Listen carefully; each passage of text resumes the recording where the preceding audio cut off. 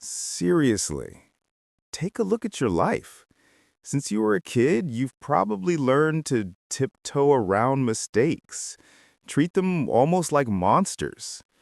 We're taught to fear them, to shrink from them, to apologize for even the smallest slip-up. It's all backwards. Here's the thing. You're probably not stuck right now because you're screwed up. You're stuck because you're deathly afraid of making a mistake. You chase after this idea of perfection, like it's something you can grab if you just try hard enough. But perfection? It's an illusion. Chasing it only locks you in place. This isn't about getting comfortable with failure or patting yourself on the back after things go wrong. This is about going a step further. It's about choosing error on purpose.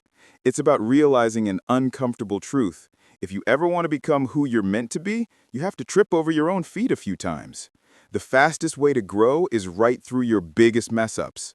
Over the next 12 minutes, we're going to shake up the way you look at every setback, every embarrassing moment, every cringe-worthy blunder that's been haunting you. Why is this important? Because to pull off real success, you need to get good, like really good, at making mistakes. Let's get started. We've all been fed the same story for generations. Perfection sits on a pedestal. Mistakes get buried beneath it. Step into any classroom, and the message comes in loud and clear. Ace the test, get a gold star. Make a mistake, get a red mark.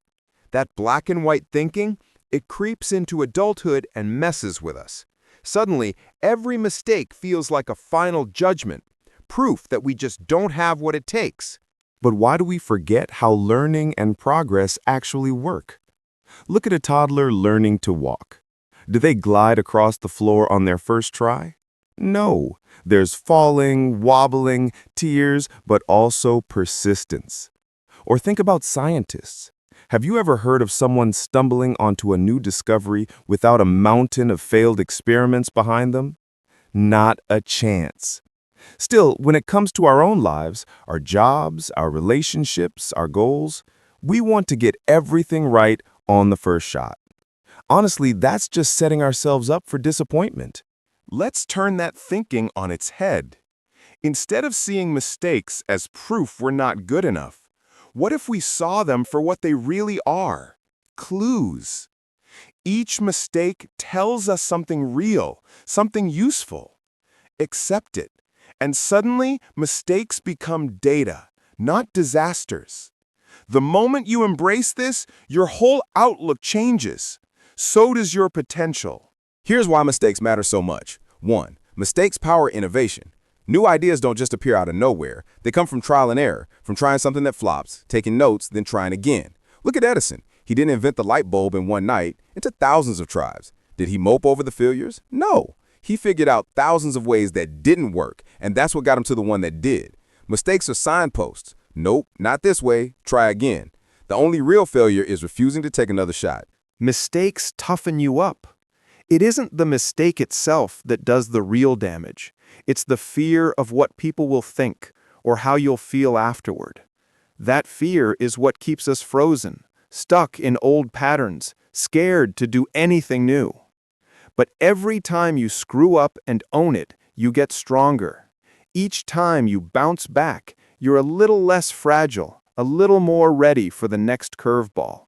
You stop saying, "I can't," and start saying, "I just haven't figured it out yet." Mistakes show you your real edges. If you spend your life only doing what's safe, what you already know, you never stretch, you don't grow. A mistake is basically you reaching just a bit too far, pushing past what you're comfortable with, and finding out what you're actually capable of. If you never make mistakes, it's a sign you're not taking on anything new or meaningful. You're just spinning your wheels in the territory you already know. Let's put this idea into focus with a real-life story. She's probably one of the most famous authors alive, but her journey was anything but easy. Before Harry Potter exploded onto the scene, Rowling's life was rough. She went through a painful divorce, ended up a single mom, and relied on state support. She once said she was as poor as it is possible to be in modern Britain without being homeless. She battled clinical depression, and when she finally wrote Harry Potter and the Philosopher's Stone, publishers turned her down. Not once or twice, 12 times. Imagine facing rejection over and over again. 12 no's, and her life already felt shattered in more ways than one. Now think about if she'd just quit after, say, the 5th rejection, or if the stress and pain of everything else convinced her to give up for good. We'd never have Harry, Hermione, or that entire magical world. The story that defined a generation would never have existed. But Rowling didn't let those tough times keep her down. She used every so-called failure, the poverty, the rejection, the heartbreak, to shape her writing. She poured all that darkness and empathy into her stories, digging deeper than she could have otherwise. She found her edge in the mess. Looking back, she said, failure meant a stripping away of the inessential. Losing almost everything set her free to focus on what mattered most, writing. So how can you actually start living this way, turning mistakes into fuel instead of fear? Here's what's worked for people who know the power of failing forward. First, try changing how you talk about failure. Swap out failure for iteration. Next time something goes sideways, don't say, I failed. Say, that was iteration 1. Now I picked up a few new lessons. Just this one shift makes things feel a lot more like progress and a lot less like defeat. Second, after a misstep, don't beat yourself up. Instead, do a quick post-error check. Take 15 minutes and ask yourself, what did I hope would happen? What actually happened?